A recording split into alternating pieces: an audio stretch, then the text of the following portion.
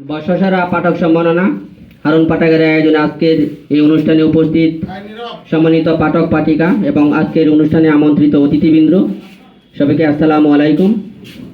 আমরা 2023 সালে হারুন পাঠাগারের যাত্রা শুরু করেছিলাম শতাধিক বই নিয়ে।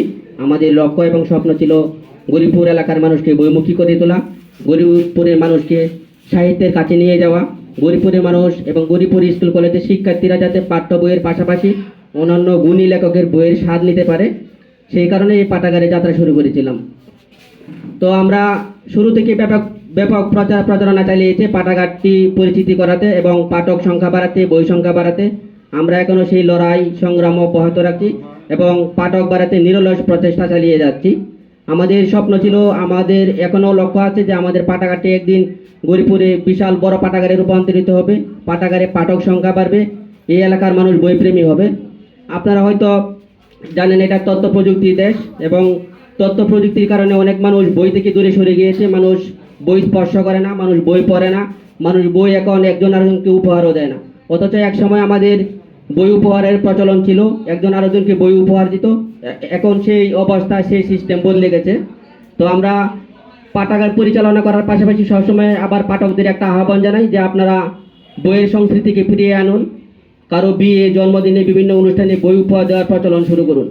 আমরা বিগত সময়ে উদা হয়ে যাওয়া অনেক সিস্টেমকে হয়তো ফিরিয়ে আনতে পারবো না, কিন্তু ইচ্ছা করলে এক দুটা সিস্টেমকে সচল করতে পারি এবং পরিবর্তন করতে পারি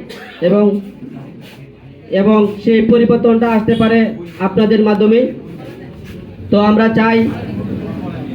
আমরা সবসময় চাই মানুষ পাঠ্য বইয়ের পাশাপাশি, তথ্য প্রযুক্তির পাশাপাশি মানুষ নিয়মিত বই পড়বে, একজন আরেকজনকে বই উপহার দিবে এবং বই উপহারের প্রচলনটা ফিরিয়ে আনবে।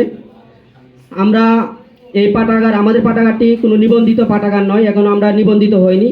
আবার অন্যান্য পাঠাগারের মতো আমাদের সুযোগ সুবিধাও ভিন্ন রকম। আমরা অনেক পাঠকে আমাদেরকে প্রশ্ন করেন যে আপনি লাইব্রেরি দিয়েছেন, আমাদের কি ফ্রিতে বই পড়ার সুযোগ করে দিচ্ছেন, এটা আপনার লাভ কি?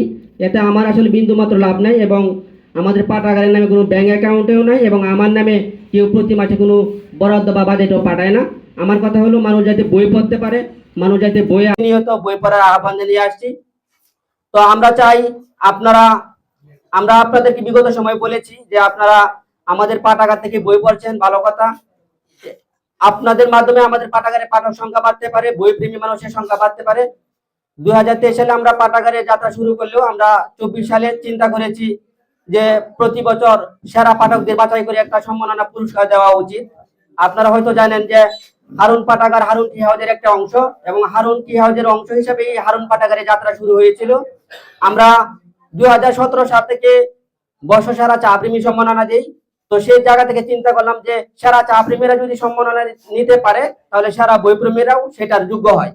সেই চিন্তা ভাবনা থেকে 2024 সাল থেকে বর্ষসেরা বইপ্রেমী সম্মাননা দিয়ে আসছি। আপনাদের কাছে আমাদের আহ্বান, আপনারা নিয়মিত বই পড়বেন, অন্যকে বই পড়তে উৎসাহিত করবেন, বইয়ের সঙ্গে থাকবেন। আর আমরা এখন আর নতুন সিস্টেম চালু করতে যাচ্ছি, সেটা হচ্ছে প্রতি বছর আমরা বর্ষসেরা সম্মাননা পুরস্কার দেব এবং পাশাপাশি প্রতি 3 মাস পর পর সেরা একজন পাঠককে বাছাই করে 1000 টাকার সমমূল্যের বই উপহার প্রদান করব। আপনারা আশা করি বইয়ের সাথে থাকবেন এবং নিয়মিত বই পড়বেন। আরেকটা বিষয় হচ্ছে যে আমরা চাই যে আপনি একটা বই পড়তেছেন, ভালো কথা, কিন্তু সেই বইটা আমাদের পাঠাগার থেকে নিয়ে পড়লেন কিনা সেটা তো আমরা নিশ্চিত হতে পারছি না। যে কারণে সকল পাঠকের প্রতি আমাদের অনুরোধ থাকে, আমাদের আহ্বান থাকে যে আপনারা যে বইটা পড়লেন সেই বইটার একটা পাঠ প্রতিক্রিয়া লেখেন। সেটা সোশ্যাল মিডিয়ায় লিখতে পারেন, সেটা আপনাদের খাতার কাগজে লিখতে পারেন। তাহলে আমরা কনফার্ম হলাম যে আপনি বইটা পড়েছেন এবং বইটা পড়ে একটা পাঠ প্রতিক্রিয়া লিখেছেন। আর না হয় এই যে 3 মাস পর পর আমরা আপনাদেরকে 1000 টাকার উপহার দিব বা প্রতি বছর বর্ষসেরা বইপ্রেমী সম্মাননা অনুষ্ঠান করবো, তখন এটা আমরা কনফার্ম হতে পারবো না যে আপনি বই পড়লেন নাকি বইটা না পড়ে ফেরত দিলেন। সুতরাং আপনারা সবসময় চেষ্টা করবেন বই পড়ার পর বইয়ের সাথে একটা পাঠ প্রতিক্রিয়া লিখতে, তাহলে আমাদের এই লক্ষ্য, স্বপ্ন, আশা বাস্তবায়ন হবে। পরিশেষে সবাইকে বলতে চাই যে আপনারা এই পাঠ প্রতিক্রিয়ার বিষয়টা খেয়াল রাখবেন, আমাদের পাঠাগারে নিয়মিত বই লেনদেন করবেন এবং অন্যকে বই পড়তে উৎসাহিত করবেন। বই উপহারের প্রচলনটা আপনাদের মাধ্যমে ফিরে আসবে। তরুণ প্রজন্ম পারে অনেক কিছু সিস্টেমের পরিবর্তন করতে। তো আপনাদের উপর আমাদের ভরসা আছে, আস্থা আছে। আপনারা আমাদের পাশে থাকবেন, আমাদেরকে সাপোর্ট সহযোগিতা করবেন। আর এই পবিত্র ঈদুল আজহার অগ্রিম শুভেচ্ছা জানিয়ে আমি আমার বক্তব্য এখানে শেষ করছি। সবাই ভালো থাকুন, সুস্থ থাকুন, বইয়ের সঙ্গে থাকুন, বইকে ভালোবাসুন, বই উপহারের প্রচলন ফিরিয়ে আনুন।